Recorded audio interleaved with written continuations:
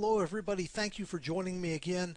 This is another session extracted from my comprehensive bank training course, the Complete ALCO Blueprint. Hello, my name is Howard Lothrop. I'm the founder of ALCO Partners, full service asset liability firm. I'm here today to talk with you about theory and background, the theory and background of asset liability management.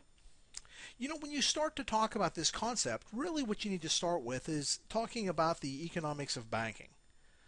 You know, when you get right down to it, community banking is a spread-driven business. We pay a interest rate on deposits.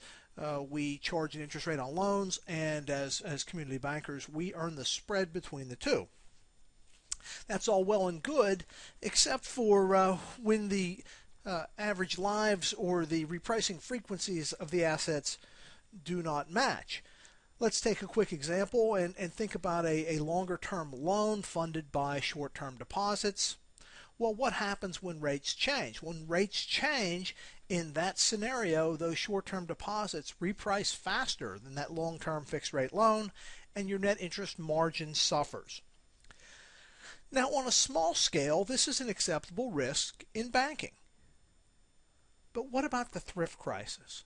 What about when you had an entire industry making 30-year fixed-rate mortgages and we had interest rates go from the low single digits to near 20%? You know, this is where I cut my teeth in the industry in the late 70s, early 80s, and it really was the foundation of modern asset liability management. All of the things we do today with interest rate risk modeling and practices today really stem from this. And the number one concept I want to leave you with as we talk about this is matching the repricing of your assets and liabilities.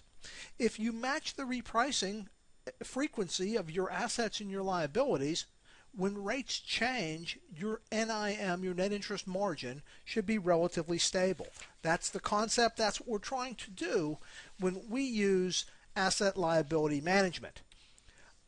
I want to thank you again for being here. As always, if you have questions, please visit me on the website, alcopartners.com/ask. I will answer any banking questions that you leave. I'll give you a personal reply. This is lesson number 2 in a 19-part series. If you'd like to see the entire series, please sign up here at my website, alcopartners.com/lessons. Once again, this is Howard Lothrop. Thank you and goodbye.